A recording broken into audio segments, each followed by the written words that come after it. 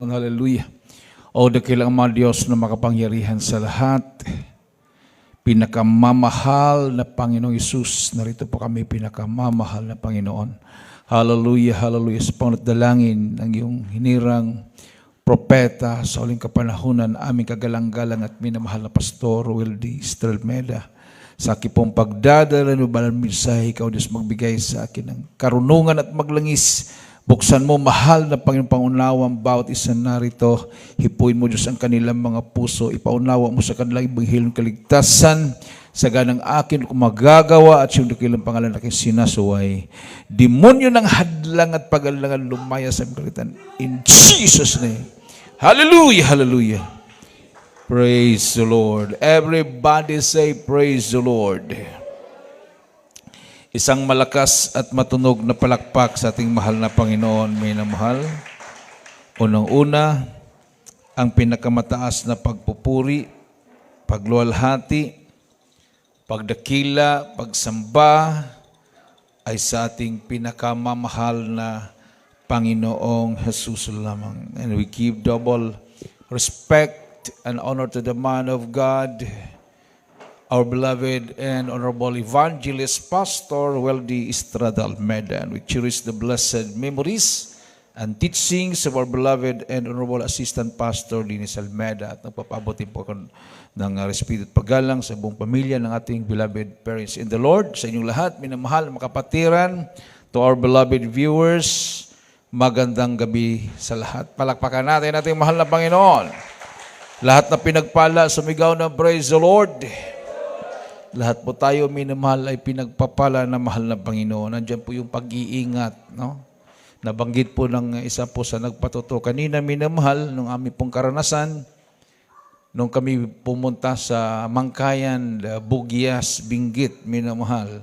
Dahil sabi nga ng kapatiran na nag-antay yung mga kapatiran doon. Gusto nilang mag-celebrate ako ng birthday doon sa kanilang lugar, minamahal. At the same time, malibre na rin yung aming tulugan dahil alam mo naman sa Baguio, mahal po yung mga renta ng mga tulugan dyan. Ilan kami pumunta doon, minamahal. So, advance na po yung pagpunta namin at naabutan po kami ng gabi sa daan, minamahal. Layo pala yun, no? Actually, parang kung sa kilometro, malapit lang kayo yung pasigsag-sigsag, paakyat, pababa, bangin yung nasa gilid mo. At nung napunta kami ng Atok, wala ka talagang makitang daan. Ang makikita mo na lang yung kasalubong mo. Mayroon pang sumalubong sa amin na talagang halos magbanggaan na kami, minamahal. Hindi mo makita talaga yung daan. Kumaga, ewan ko kung paano pinatakbo ni Daniel yung sasakyan na kahit anong dilat ng mata ko, nasa harapan ako, hindi ko talaga makita. Nung umuwi kami kinabukasan, pasigsag-sigsag pala yung daan, bangin. Paano kayo? Kung dumiretso ka doon, hindi ka makaliko, wala na. So, talagang nagyan ng pag-iingat na mahal na Panginoon, minamahal. So, winarningan na kami dati na napakalamig daw doon.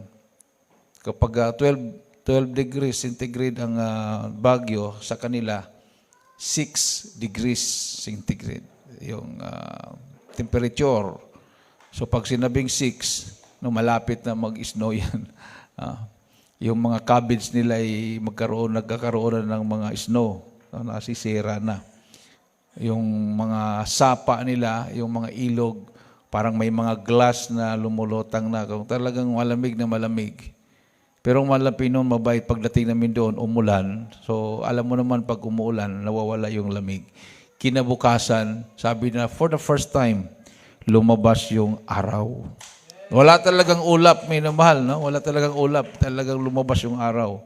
So, sabi lang ngayon lang nangyari ito, Brad, napakalamig dito, lumabas yung araw. So, walang hadlang yung celebration. Nakatulog kami ng maayos. Pag-uwi, habol sa practice. Doon ko nakita kung gaano sakripisyo ang mga tao doon. Talagang makikita mo yung bugyas nandun sa pinakamalalim habang paakyat kami sa bundok. So, grabe naman ang mga tao dyan. Yung mga, dito sa Ifugao, yung rice terraces, doon naman, vegetable terraces naman doon. Hagdan-hagdan na mga gulayan. So, ang mga kapatiran talagang umiiyak, napupuspos sa presensya ng mahal na Panginoon. Sa kagalakan na sila ay nabisita. No? Na kung talagang matakot kang mamatay, hindi ka talaga pwedeng pumunta doon. Yung Santa Fe, wala sa kalingkingan yan, may namahal. Punta ka ng Bugyas. Yung Santa Fe, wala yan. Kahit yung Ambuklaw, wala yan. Papunta ng Bugyas, grabe talaga yun. Ang layo pa. Pag-ikot ng ganyan, konting ikot na naman, tapos bangin yung sa gilid. Titingnan mo, hindi talaga mabubuhay ang mga tao pag mahulog. Talagang dadaan ka doon sa gulayan hanggang sa kaduluduluhan kung saan ka mapunta. So, yung pala na bihira lang po sila na bisita doon. So, sila po ay natutuwa at nagagalak, minamahal. At mayroon silang coming crusade, invited tayo. So, sa Bugya, sa Mangkayan, doon sa may malapit sa Lipanto mining. Yung gold mining nila sa Lipanto dyan, minamahal. Kasi dati sinusunog daw ng mga INPE, yung mga kagamitan dyan, mga bulldozer o ano mga kagamitan. So, plano nila magkrusada sa Mangkayan, nandyan yung Lipanto mining. At yung ating pong leaflets dito na may communism, satanism, gusto nilang yun yung ipamudbud doon na minamahal. No? Kasi sigurado kasi mga tao dyan, mga supporter ng NPA, mga tao dyan hindi mahihirap. Yung mga farmers dyan talagang, doon ka makakita ng farmers na talagang may mga sasakyan. No? Mga magagandang mga bahay nila, minamahal. Yung mga sasakyan nila talagang 4x4, mga magagarang sasakyan. Talagang, yan yung first class farmers. Kasi pag marinig natin yung word na farmer, parang mahirap ang buhay. Pero doon, hindi. Talagang masagana ang buhay ng mga farmers doon, minamahal. Kaya lang talagang hindi ka mabuhay doon pag tamad ka. Masipag lang talagang mabubuhay doon. Pag sinabing aalis ng ganitong, magising tayo ng ganitong araw, ganitong oras, magising ka talaga. Hindi, alam mo naman pag malamig na panahon, gusto mo matulog hanggang alas 10 ng umaga. Amen. Pero doon, hindi. Pag sinabing magising ng alas 4, magtrabaho tayo, yun talagang para silang mga hapon. yung ugali nila doon parang hapon. Pag sinabing ganitong oras, yun talaga. No? So, doon lumago ang buhay nila. Parang ganun din ang Kristiyano, may namahal. Pag ikaw ay Kristiyanong patumpik-tumpik, ikaw ay Kristiyanong patamad-tamad, walang mangyayari sa buhay mo. Hindi lalago ang paglilingkod mo sa mahal na Panginoon. Amen. Everybody say, praise the Lord. Kasi sa paglilingkod sa Diyos, para kang nakikipagdigma. Hindi mo nakikita yung kaaway. We wrestle not against flesh and blood. Ang ating kaaway ay hindi po mga tao, kundi masamang espiritu. The demons and even Satan. Pero sabi ng Bible sa James 4:7, submit therefore yourself to God and resist the devil, and the devil shall flee away from you.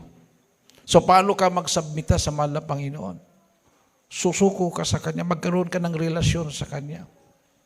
Dahil sabi ng Romans 3:10, walang matuwid, wala kahit isa.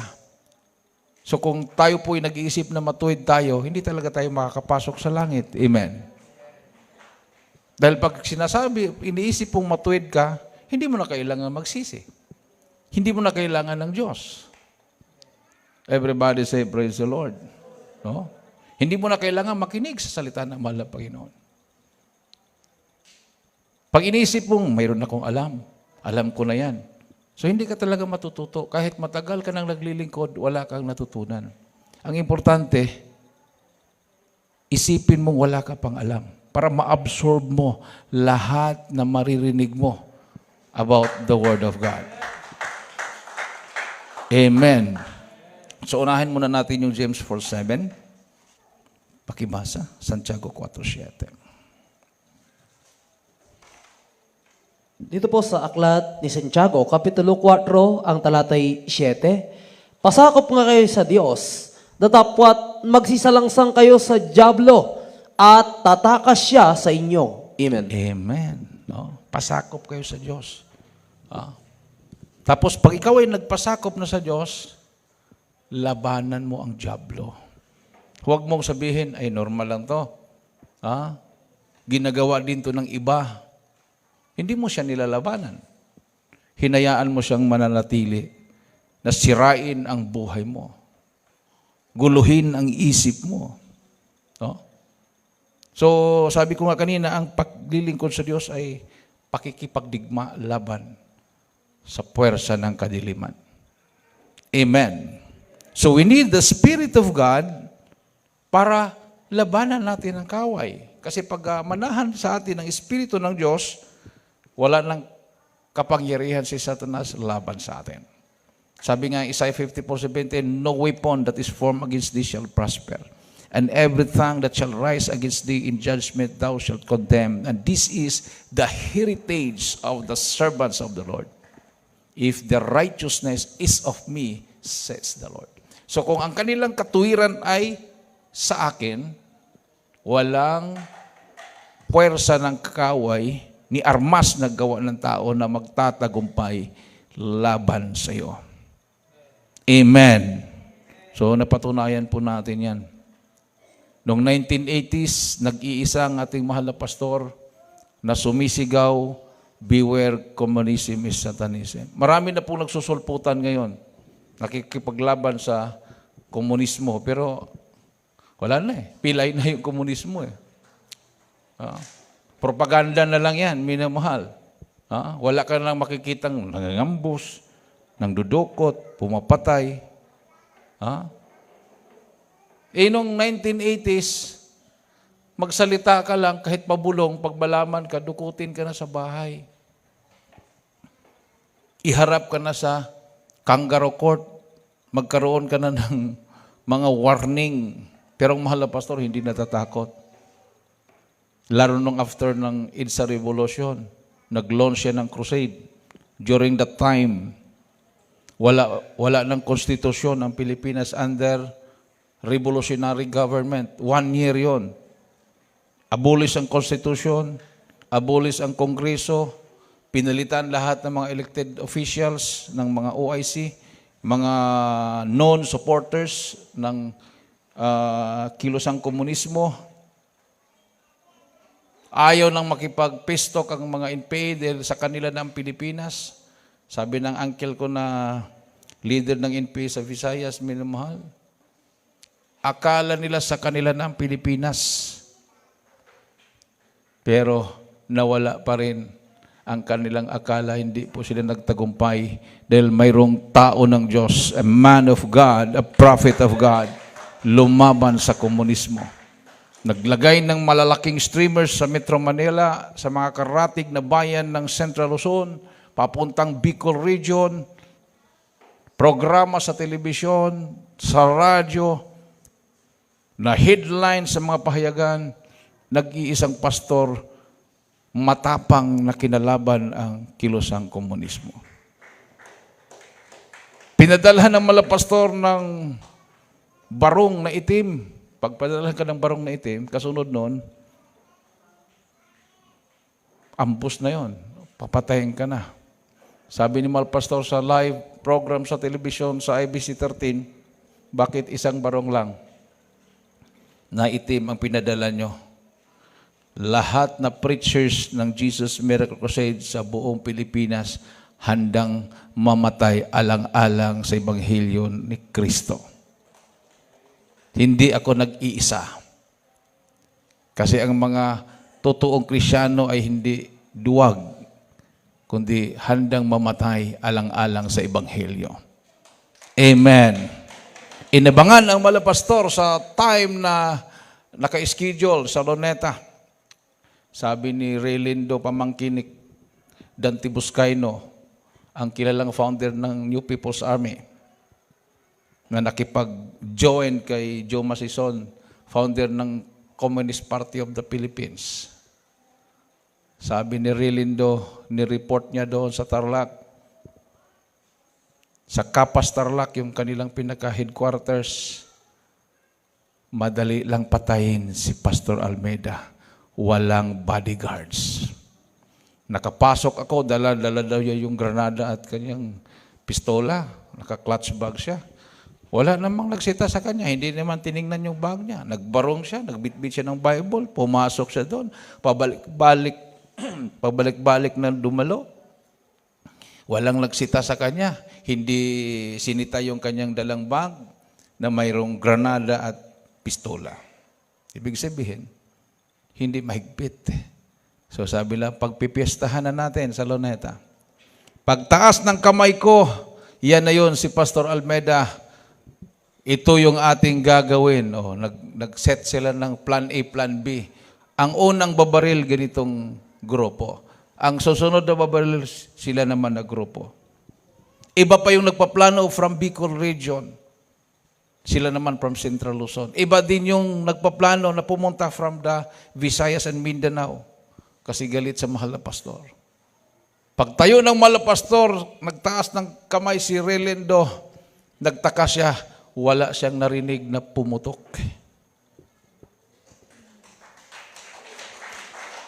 Nakita niya, minamahal yung kanyang makasamahan.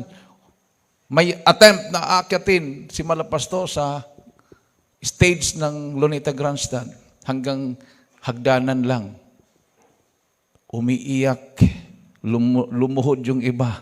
Kakaiba yung naramdaman nila, para silang piniga at biglang tumulo yung kanilang luha. Hindi nila madukot-dukot yung kanilang mga baril. At sumulat si Carl Roger, yung spokesman ng NPA na sikat nung kapanahonan ng 1980s.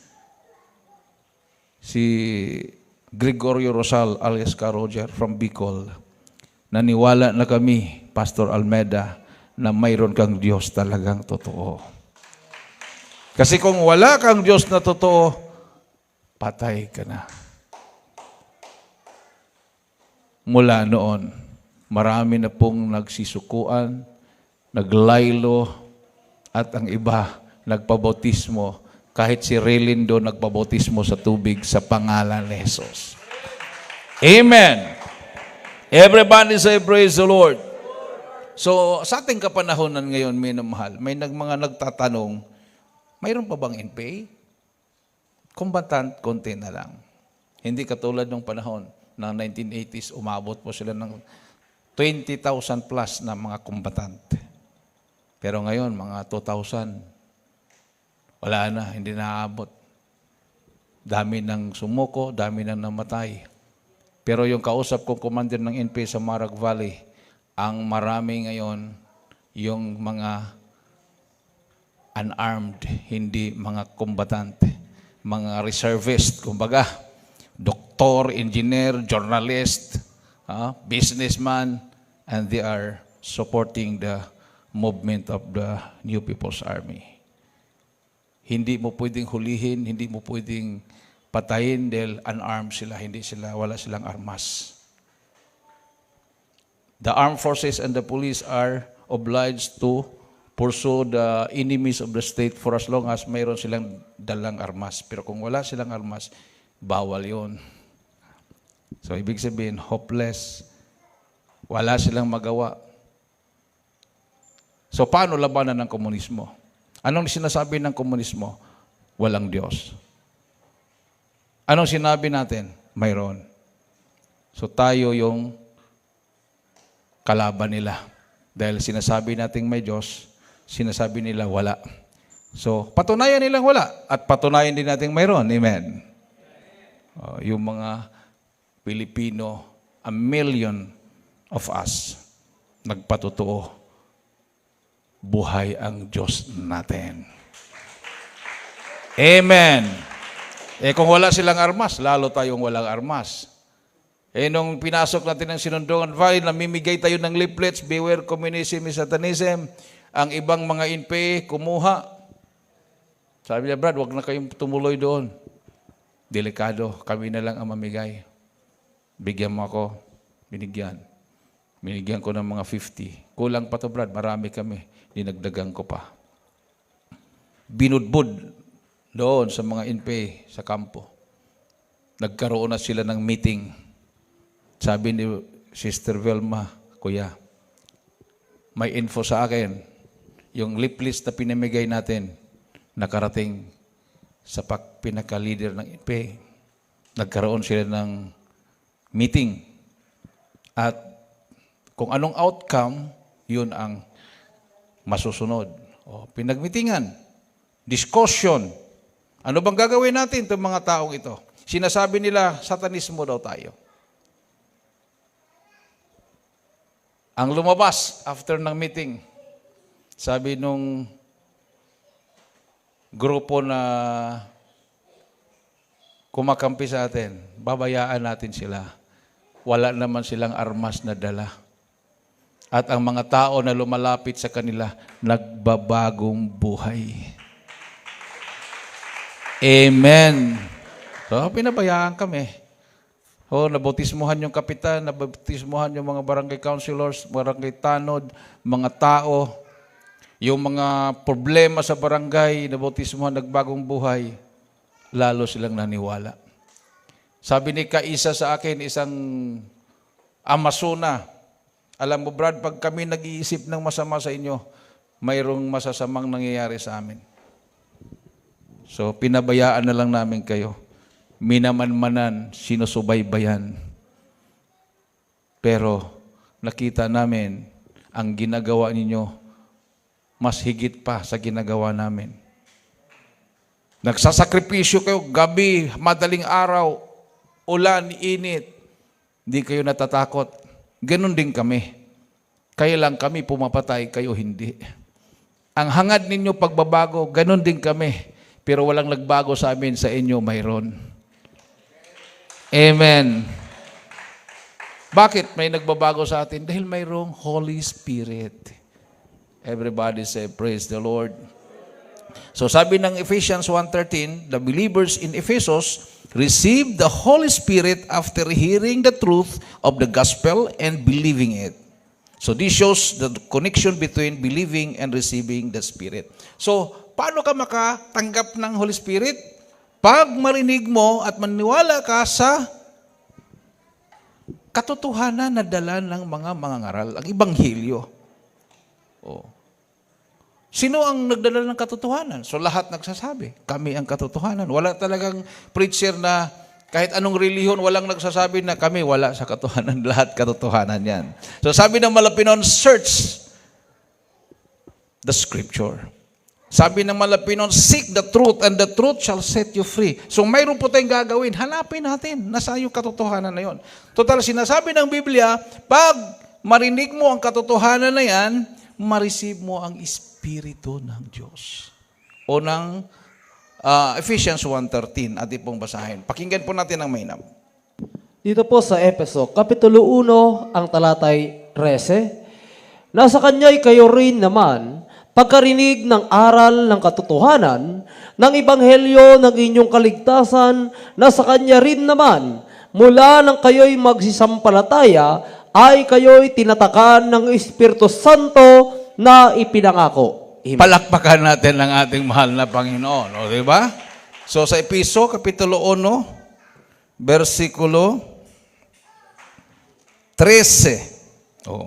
Napakalinaw po, minamahal yung ating narinig sa 1:13 ng Epeso. In whom also trusted after that ye heard the word of truth, the gospel of your salvation, in whom also after that ye believed, ye were sealed with the Holy Spirit of promise. Amen. So, kailangan pala, ang marinig natin ay gospel na sinasabi nito, word of truth. Salita na katotohanan. At mapatunayan mong katotohanan yung sinasabi ng isang preacher dahil matanggap mo ang Holy Spirit, matatakan ka. Magbagong buhay ka. Kung ikaw ay criminal, hulaper, rapist, drug addict, komunista, terorista, once na marinig mo ang ebanghelyo, ang salita ng katotohanan, magbagong buhay ka. Yan ang dala ng ating mahal na pastor. So millions nakarinig ng ebanghelyo. Yung iba pa minamahal, pinapatay pa nila yung telebisyon dahil nayayabangan daw sila. Sino ba yan si Evangelist Almeida? Para namang walang kamatayan. Parang galing sa langit. Sobra mangaral. Oh, sobra daw mangaral. Pero nung nagkaroon na sila ng sakit, dying na sila sa cancer, naalaala nila yung napanood sa TV. Dumalo sa gawain, nagpabotismo, gumaling ang kanilang sakit. Amen. Kasi pag hindi mo talaga maabot yung standard ng malapin, wala pong sobra. Walang sobra minimal. Hindi pa natin naabot. Paano naging sobra? Ang requirements ng malapin noon, 100% faith. Ibig sabihin ng 100% faith, hindi ka naaasa sa tao. Sa Diyos ka naaasa sa lahat ng bagay. Sabi nga ng Bible, cursed is the man that trusted in man, but blessed is the man that trusted in God. O mayroon bang mga tao ngayon na 100% sa buhay nila umasa sa mahal na Panginoon? Pag magkasakit sila, hindi sila nagpapadoktor, hindi sila na umiinom ng gamot. O, di ba? Dito lang makikita yan sa Jesus Miracle Crusade. Pero mayroon pa ngang nanghihina yung iba. Talagang bumibigay. Kasi hindi nga nila naabot pa yung kung ba pinaka-peak, kung sa bundok pa, pinakatuktok, no? Ng pananampalataya. Nasa gitna pa lang, gumulong na. Everybody say, praise the Lord. O para kang umakyat ng pinakamataas na bundok. Ano bang pinakamataas na bundok sa buong mundo? Everest. Dito sa Pilipinas, Mount Apo, no? O dito naman sa Luzon, Mount Pulag, yung sinasabi, no? O. Mga tao umakyat niyan, pag makaakyat sa tuktok, proud na sila na nakaakyat sila sa tuktok. Kasi sa taas pa naman ang akyatan mo yan. Mayroon kaming inakyatan doon sa Atok, Benguet, yung Mount Olis View Park. Yung sasakyan namin, bumigay na eh. Hindi na kaya ng sakyan, so huminto yung sakyan. Naglakad kami. Ay talaga naman. Pag hindi mo pa maabot yung pinakatuktok, parang gusto mo nang bumalik. Pero pag maabot yung tuktok, makita mo na lahat. Yung Mount Pulag, nakikita mo pa 360, kumbaga yung view, makita mo lahat, paikot. Parang success ka na, tuwang-tuwa ka na. Nung nakita ko yung may-ari, akala ko hindi may-ari yon. Isang Igorot, mag-asawa. Sila lang dalawa doon. Sabi ko, is the owner of this view park. I'm the owner, sabi nung Igorot. Okay. Biniro ko lang, sabi ko, today is my birthday, so can you give me even one cactus, a small one? Sabi pa naman sa akin, go to the top of the mountain and then when you come back, I will give you a gift. Pakatin mo naman ako sa bundok bago sa ako bibigyan ng regalo. Makyat ako. Kasi tingnan natin kung anong regalo ibigay. Pagbaba ko, hindi cactus ang binigay sa akin. Strawberry na puno na namumunga na nakalagay sa parang paso, hindi paso, sa silopin na itim. Mga 5 yata yung bunga niya. Strawberry. Sabi niya, you know, that strawberry is the sweetest strawberry. Sweetest variety. Binigay sa akin. Sinabi ko, ipa-pre-over ko siya. Yung dalawang mag-asawa, pinre-over ko. Tumanggap din, pinre-over. So, ibig sabihin, pag mupunta kayo doon, yung may-ari doon, tumanggap na sa mahal na Pinoon, nagpa-pre-over eh. Palakpakan natin yung mahal na Panginoon, minamahal. So, talagang yung puso ba nila malapit sa Diyos? Amen. Kasi bihira kasi silang naaabot. Yung mga taong nasa mga tuktok ng mga bundok, bihira silang naabot ng mga ngaral na mahal na Panginoon. Mayroon silang naririnig, pero sino naman na magsasakripiso aakyat yan, minamahal? No? So sabi nga ng Bible, napakapalad ang paa ng mga nagdadala ng Ebanghelyo. No? So tayo ang inaasahan ng mahal na Panginoon. Yung ating mga paa ang ihahakbang para humayo at mangaral ng Ebanghelyo dahil marami pa po tayong kababayan. Yung pala, matagal pang pagbabalik ng mahal na Panginoon, marami pa pala siyang ililigtas.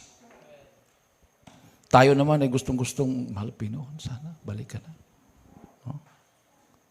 Sabi siguro ng mahal na Panginoon, pinapabalik mo ako ikaw wala ka pang ginagawa eh. Nagligtas ka na bang kaluluwa? Ilan na ba yung naligtas mo? Ilan na ba yung nahayuan mo?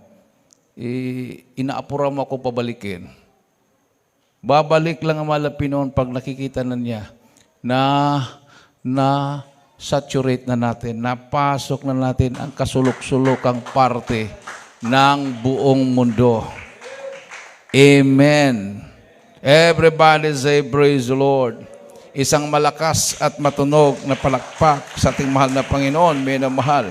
At sinabi po dito, minamahal, sa Acts chapter 2 verses 14 to 18, Peter begins the first message of the new church age by quoting Joel 2:28.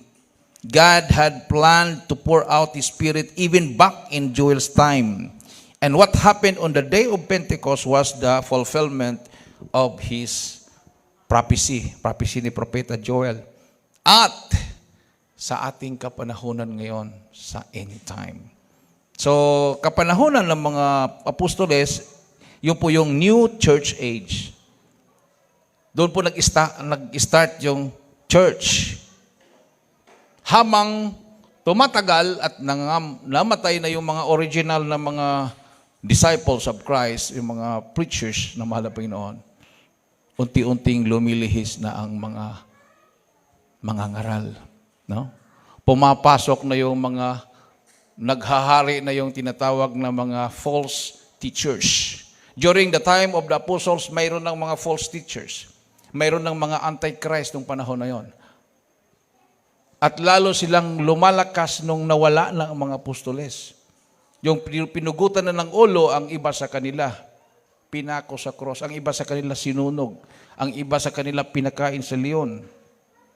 So kumbaga, yung mga naiwan, nagkaroon ng question mark sa isip nila. Kung totoong may Diyos, bakit si Pablo pinugutan ng ulo sa Roma? Bakit ang kapatid nating si Pedro ay pinako sa cross? Patiwarik. Bakit yung iba sinunog? Bakit yung iba pinakain sa leon? Yung iba pinugutan ng ulo? Nasaan ang Diyos? Di ba? Unti-unti nang pumapasok yung fear, yung takot for survival. Dahil pag haharapin mo yung mga taong humuhuli sa kanila, talagang papatayin sila. So, nagtatago sila. Hanggang lumitaw yung mga bulaang mga ngaral at mga propeta. Iba na yung dala nilang aral. Si Kristo ay tao lang. Si Kristo ay propeta at hindi Diyos. Si Kristo ay tao at hindi Diyos. Si Kristo ay Diyos anak. Dami ng mga lumalabas. So sa kapanahunan ng restoration, bago magbalik ang mahal na Panginoon, maibalik din yung tamang katuruan. At malalaman natin na tamang katuruan, sabi nga ng Biblia, matatanggap nyo ang Holy Spirit. Amen. Everybody say praise the Lord. sa binasa natin sa Efeso 1:13. Sa Acts chapter 2 verses 14 to 18, pakinggan po natin, ito po ang nakasulat. Dito po sa Magawa, Kapitulo 2, talatay 14 hanggang 18. Sabi dito, datapwat pagtindig ni Pedro na kasama ang 11 ay tinaas ang kanyang tinig at sa kanila ay nagsaysay na sinasabing, kayong mga lalaking taga-Judea at kayong lahat na nananahan sa Jerusalem, mga alaman nawa ninyong lahat ito at inyong pakinggan ang aking mga salita. Sapagkat ang mga ito'y hindi mga lasing, na gaya ng inyong inaakala, yamang ngayoy oras ng ikatlo lamang ng araw. Datapat ito'y yaong sinalita na sa pamamagitan ng propeta Joel. At mangyayari sa mga huling araw, sabi ng Diyos, na ibubuhos ko ang aking espiritu sa lahat ng laman. At ang inyong mga anak na lalaki at babae ay mahuhula. At ang inyong mga binata ay makakita ng mga pangitain. At ang inyong mga matatanda ay magsisipanaginip ng mga panaginip. Oo, sa aking mga lingkod na lalaki at sa aking mga lingkod na babae, sa mga araw na iyon, ibubuhos ko ang aking espiritu at magsisipanghula sila. Amen. Palakpakan natin ang ating mahal na Panginoon. Oh. Predicted na yan ni Propeta Joel sa 2:28 ng Joel. At ipong basahin mo na yung Joel 2:28. Yun po yung kinote ni Apostol Pedro. No? Yung sinabi niya, and they were all amazed, sabi dito minamahal, sa 14. But Peter, standing up with the 11 kasi natanggalan sila ng isang kasama. Sino yung natanggal? Si Judas. So 11 na lang sila. But Peter, standing with the 11, lifted up his voice and said unto them, ye men of Judea, and all ye that dwell at Jerusalem, be this known unto you, and hearken to my words. For these are not drunken. Kasi sabi nila na lasing daw yung mga Christian. Hindi po sila nalalasing as ye suppose, saying it is but the third hour of the day. O paano sila nalasing? Third hour of the day pa. Ikatlong oras pa ng araw. O anong oras yun? Anong oras yung ikatlong oras ng araw? Alas 8? Kasi yung alas 3, ika-siyam na oras ng araw yun eh. Yung alas 3. So, alas 9 siguro. Amen. 7, 8, 9, 10, 11, 12, 1, 2, 3. Tama. 9th hour ang alas 3. So, 7, 8, 9. Alas 7, alas 8, alas 9. O alas 9 pala ng umaga. Kasi 6 to 7, yun ang counting. Kasi ang counting sa Israel, pag nag-count sila, iba yung araw, iba yung gabi. The whole night and the whole day. 12 hours sa night, 12 hours a day. So pag sunset, doon ang umpisang bilangan hanggang sunrise. So 12 hours night. And then 12 hours a day from 6 to 6 din. 12 hours din yun. So complete 24 hours. Dito kasi sa atin, sa Gregorian calendar, nag-start tayo sa kahating gabi. No? Hindi yan ang kalendaryo ng mga Hodyo. Kalendaryo ng Hodyo, from sunset to sunset. So pag sinabing, paano sila nalasing? Pangatlong oras pa lang yun sa araw. Third hour of the day. Ibig sabihin, alas 9 pa lang. Hindi po sila pwedeng malasing kasi alas 9 pa lang. So sa punto na yun, minamahal, ang iniinom nilang alak, pag umaga, hindi nakakalasing.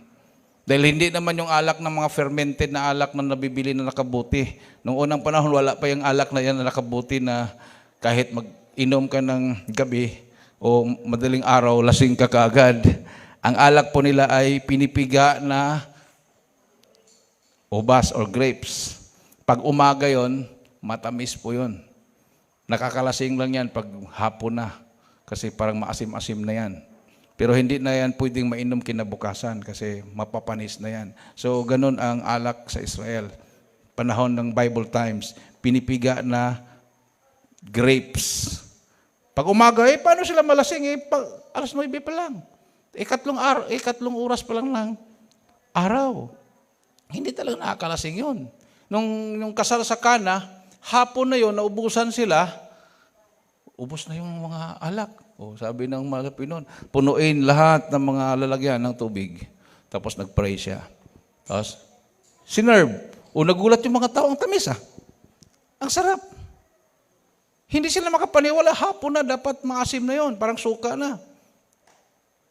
Yun ang alak na yon, milagro ng Malapinon yon. So, ibig sabihin, ayaw talaga ng Malapinon na iinom ka ng nakakalasing kasi ang milagro niya, ang ginawa niya, matamis.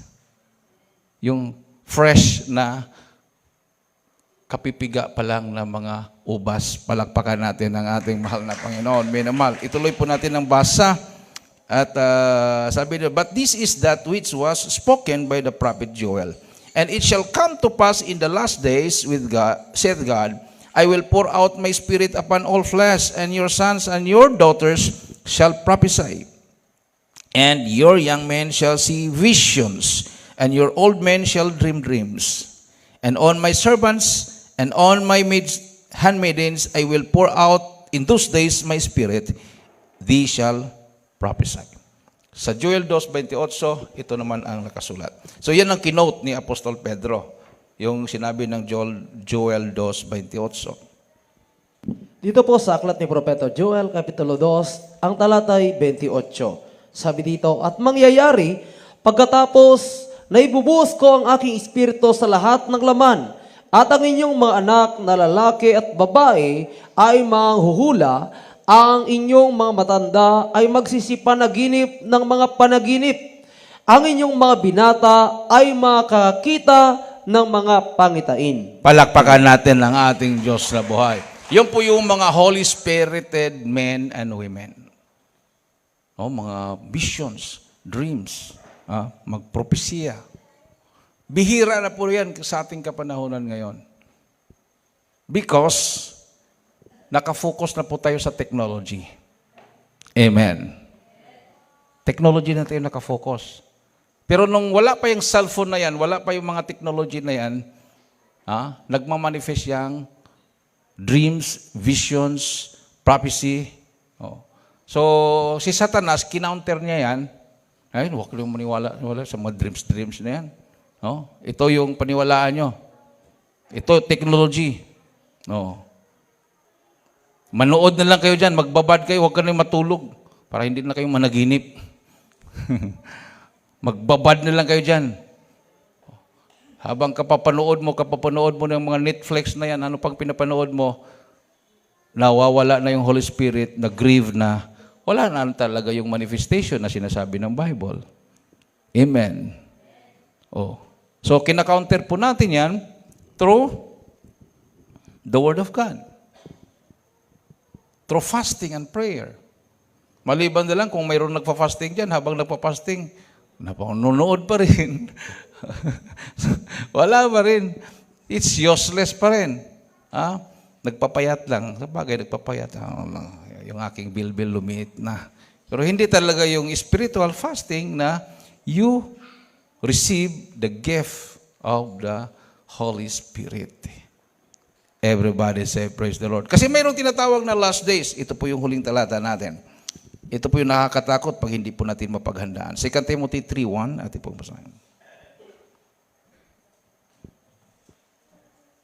Dito po sa aklat na ikalawang sulat ni Apostol Pablo kay Timoteo, ang Kapitulo 3, ang talatay 1. Sabi dito, datapot alamin mo ito na sa mga huling araw ay darating ang mga panahong mapanganib. Sapagkat ang mga tao ay magiging maibigin sa kanilang sarili, maibigin sa salapi, mayayabang, mga mapagmalaki, mapagtungayaw, masawayin sa mga magulang, mga walang turing, mga walang kabanalan, walang katutubong pag-ibig, mga walang paglulubag, mga palabintangin, mga walang pagpipigil sa sarili, mga mabangis, hindi maibigin sa mabuti. Everybody say, praise the Lord.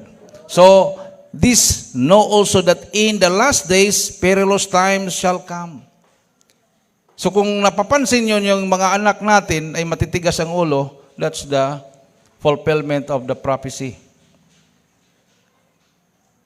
Prophesied na yan, predicted na yan. Pagdating ng huling araw, itong ating kapanahunan, pag utusan mo yung anak mo, wait lang. Yan ang common answer. Wait lang po. May po pa, no? After 1 hour, wait lang po. So, ilang wait? Bahala ka na kung kailan ka mag-wait, basta wait ka lang dyan. Diba? Wait ka lang. Yan yung mga sagot nila. Wala na silang panahon sa'yo. Wala na silang panahon. Ha? For men shall be lovers of their own selves. Hindi naman sila sumasamba kay Satanas, kasi Satanas hindi naman nagpapasamba yan. Wala namang sinabi sa Satanas, punta kayo sa akin, sambahin nyo ako. Sambahin nyo ang sarili nyo. Yan ang promotion ni Satanas eh. Love yourselves. Ha?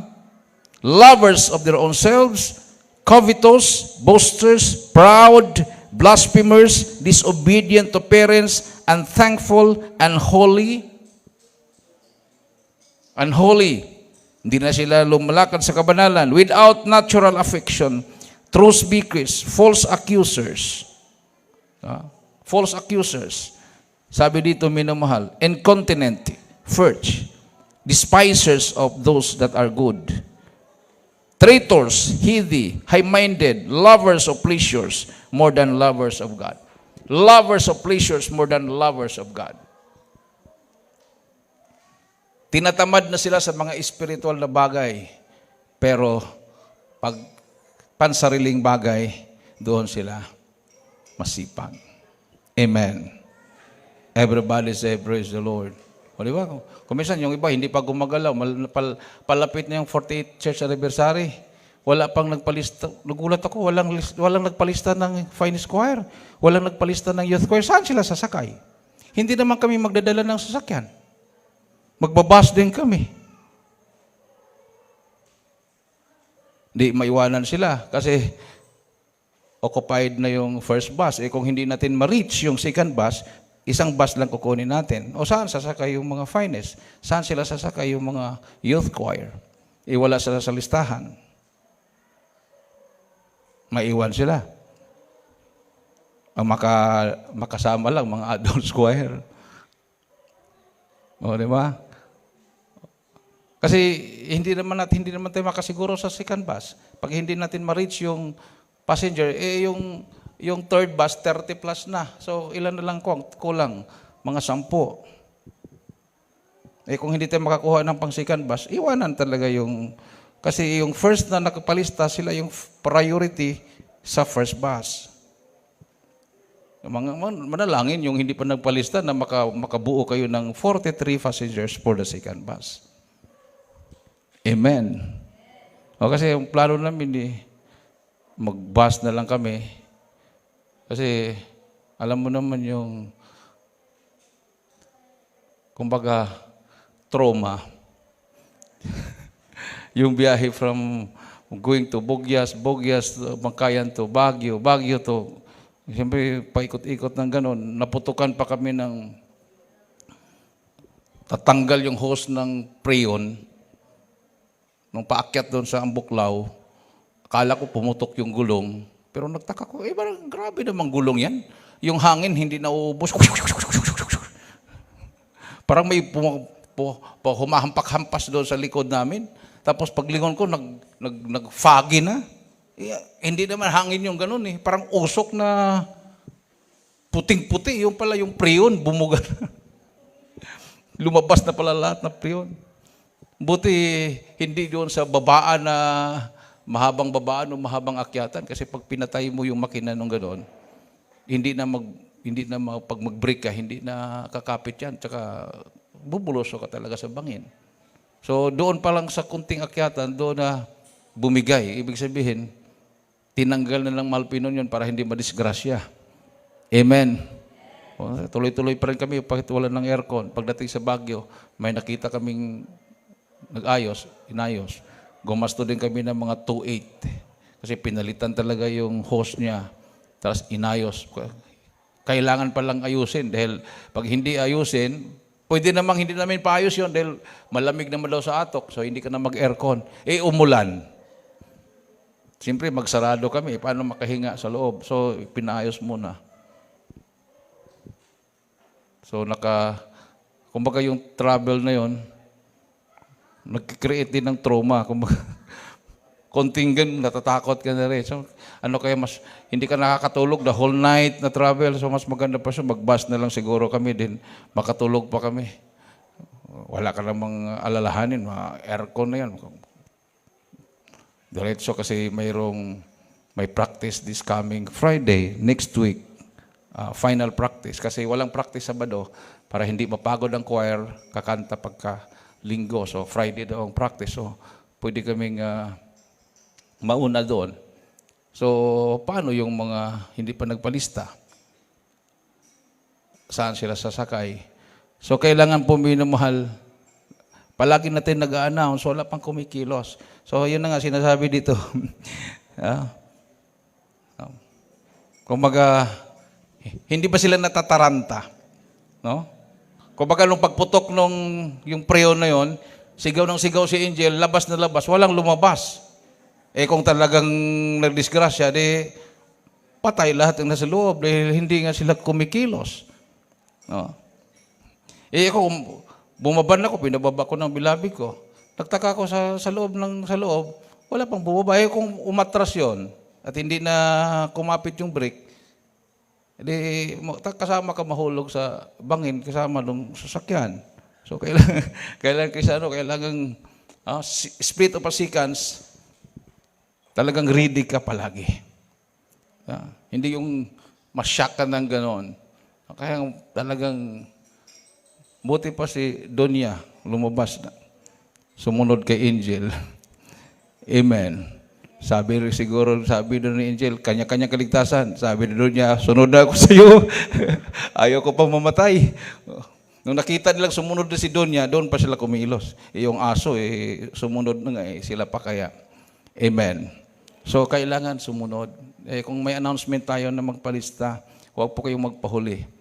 Kasi, pag hindi tayo kukuha ng second bus, mamoblema kayo. Kanya-kanya kayong mamasahe. Pagkatapos ng gawain, kanya-kanya din kayong pupunta sa terminal at sumakay para makauwi. So, mas maganda yung nandyan na yung sasakyan, antayin mo na lang, nandoon nakaiwan yung gamit mo, punta ka, kakanta ka, hindi mo na bitbitin yung bag mo.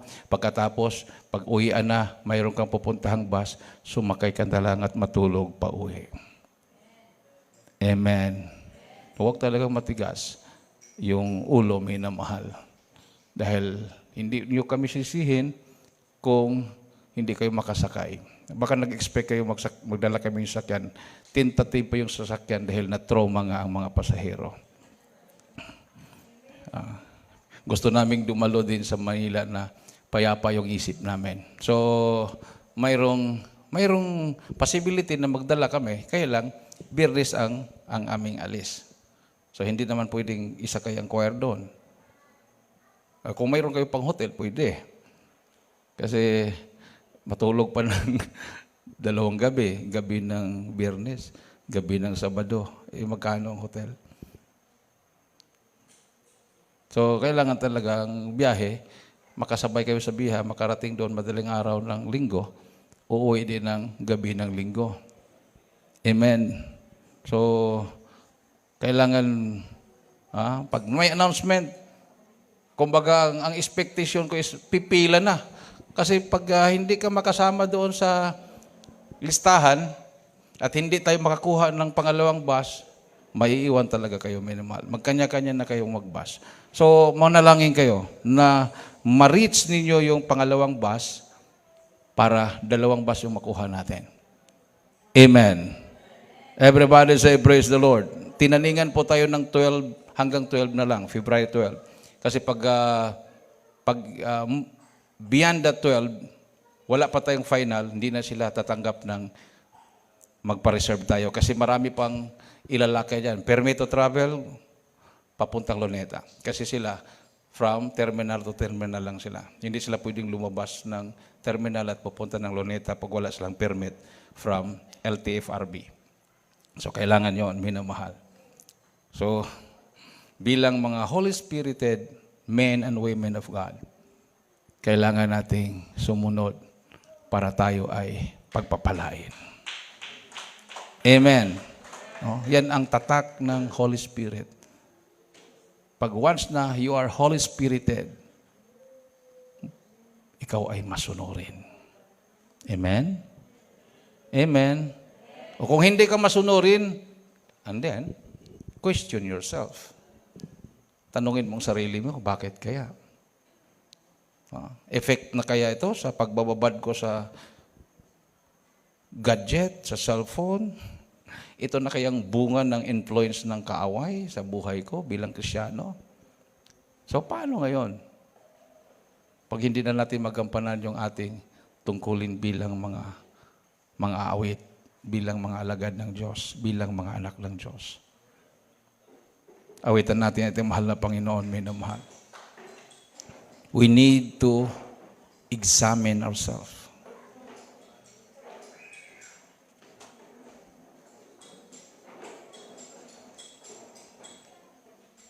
Kahit kami minamahal, napapansin namin yan. Pag once na nakafocus ka na lang sa digital, yung mga cellphone na yan, mayroon kang mararamdaman talaga something na para kang hindi ka pa abante sa paglilingkod, para kang paurong, para kang naglalakad na paatras. Napakahirap damhin ang presensya ng mahal na Panginoon. Kasi ang purpose lang talaga ng cellphone na yan, tawag, text. Yan lang yung purpose yan eh. Noong mga 1990s, yan lang ang cellphone. Tawag, text. Pero ngayon, mayroon na kasing mga ini-insert na marami. No? Marami ka nang makikita dyan para kang mapanood mo ng buong mundo dyan. Anytime, pwedeng mayroong mangyayari. Inaasahan ba ng Turkey at saka Syria na tatamaan sila ng lindol? 7.1. Ilan na ang patay? Latest, yung latest update nakita ko, 7,000 yung counted. 7,000 na patay. Counted yun, Yung mga gumuguho na hindi pa natanggal yung mga gumuguhong mga building, hindi pa nila nakikita kung ilan yung nandoon. Yung mga missing, napakarami. Yung mga dinadala sa hospital na mga dying, hindi pa natin alam kung makasurvive sila.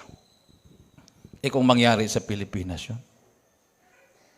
Tatama sa isang mataong lugar na nandyan yung nagtataasang mga building. So gaano ba katibay yung building ng Pilipinas kumpara sa Turkey? Yung matataas na building na bumuho ng gano'n. Gaano ba katibay ang mga building ng Metro Manila o sa mga lugar? O gaano ba katibay ang panampalataya ng bawat isa pagdarating ang sakuna? Awitan natin ito, mahal na Panginoon. Gaano ba katibay ang ating panampalataya, minamahal? So we need to be revived.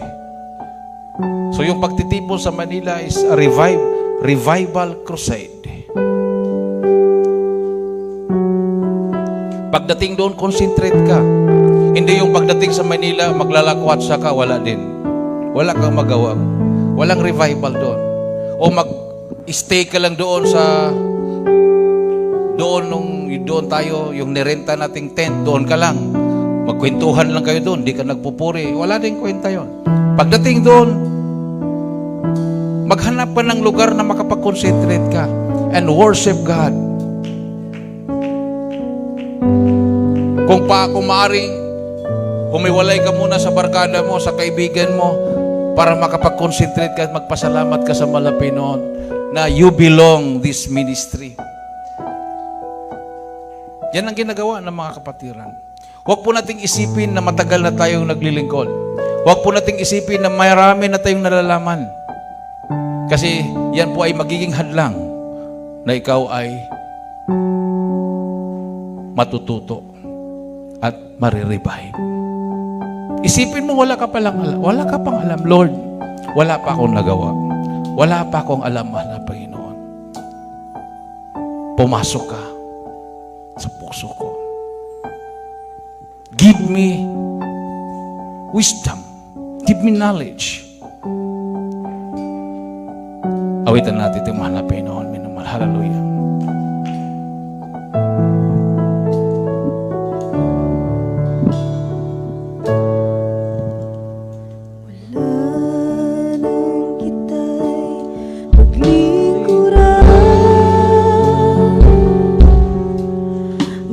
Pangarap ko'y tinalikdan. Inuna ko, O Diyos, ang iyong kaharian. Gaano man ang hirap na maranasan, susundin ko pa rin ang iyong kalooban. At kahit na ang aking buhay ay maging isang alay, taos puso ibibigay ang buhay ko para sa'yo.